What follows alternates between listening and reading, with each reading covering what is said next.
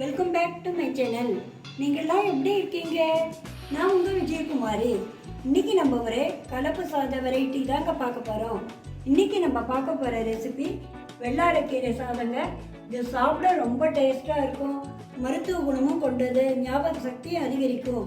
இப்போ எப்படி பண்ணுறதுன்னு பார்க்கலாம். இது பாருங்க, இது ஒரு பிளேட் வெள்ளாரக்கீரை எடுத்துருக்கேன். அதாவது கையில் 2 பிடிங்க. எவ்வளோ ஃப்ரெஷ்ஷாக இருக்கு பாருங்க. எங்கள் வீட்டிலே வளர்ந்தது, நல்லா ஃப்ரெஷ்ஷாக இருக்குது. இதை ஒரு மிக்ஸி ஜார் எடுத்து அதில் போட்டுக்கணும். வெள்ளாரக்கீரையே ஒரு முறைக்கு 2 முறை நல்லா தண்ணியில் வாஷ் பண்ணிக்கணும். இந்த வெள்ளாரக்கீரை கொஞ்சம் கசப்புத்தன்மையாக இருக்குங்க. குழந்தைங்கள்லாம் சாப்பிட மாட்டேன்வா. ஆனால் குழந்தைங்களுக்கு ரொம்ப நல்லது, ஞாபக சக்திக்கெல்லாம் நல்லது.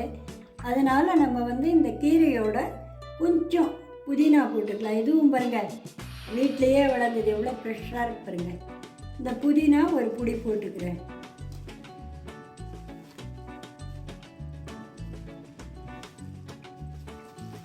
அதோட ஒரு புடி கருவேப்பிலை, ஃப்ரெஷ் கருவேப்பிலை.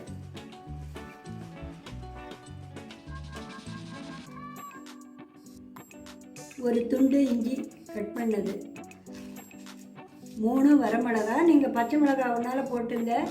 குழந்தைங்கள்லாம் சாப்பிட்டா ரொம்ப காரமாக இருக்குமே, நான் வரமிளகா போட்டுக்கிறேன்.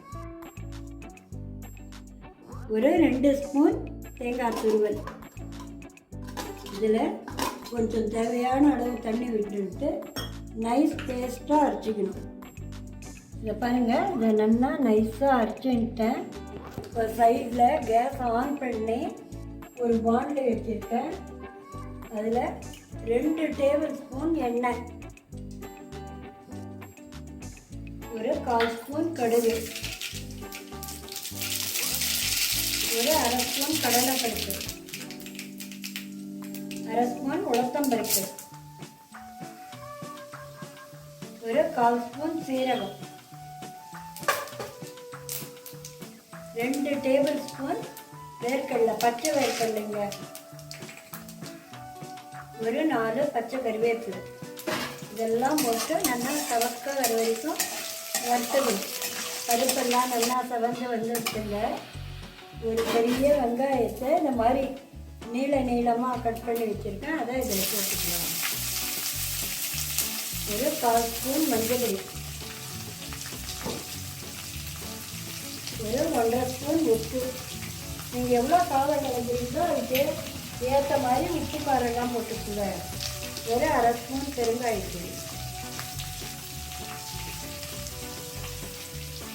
இதெல்லாம் போட்டு வெங்காயம்லாம் நல்லா வதங்கணும்.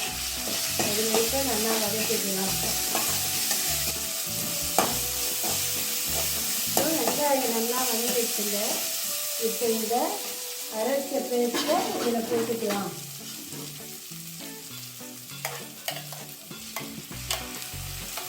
இதிலே கொஞ்சம் தண்ணியும் சேர்த்துக்குங்க. சேர்த்து நல்லா சுருளாக வதக்கணும். எல்லாம் அப்போ தான் இந்த வெள்ளாரக்கீரை நல்லா வேகும். இதாங்க, இது நல்லா எல்லா தண்ணியெல்லாம் சுண்டி நல்லா தொப்பு மாதிரி ஆயிடுச்சு. இப்போ கேஸை ஆஃப் பண்ணிடணும். ஆஃப் பண்ணிவிட்டு அப்புறம் சாதம் போட்டு கிளறணும். இது 1/4 கிலோ 250 கிராம் ரைஸ் எடுத்து வாஷ் பண்ணி 3 விசில் விட்டு சாதம் வச்சுருக்கேன். அதை இதில் போட்டுக்கலாம்.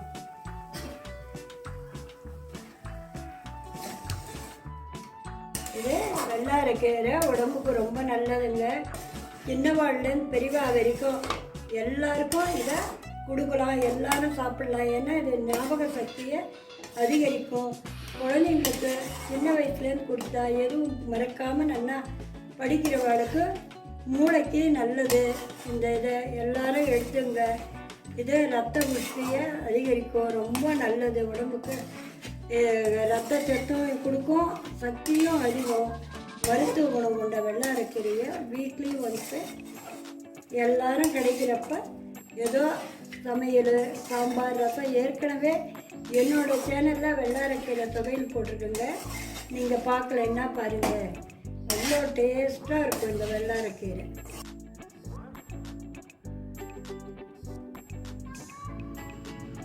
சுவையான வெள்ளாரை கீரை சாதம் ரெடி. நீங்களும் ட்ரை பண்ணி பார்த்துட்டு எப்படி இருக்குன்னு சொல்லுங்க. நீங்க ஃபர்ஸ்ட் டைம் பார்க்குறவளா இருந்தா மறக்காம சப்ஸ்கிரைப் பண்ணுங்க. தேங்க்யூ.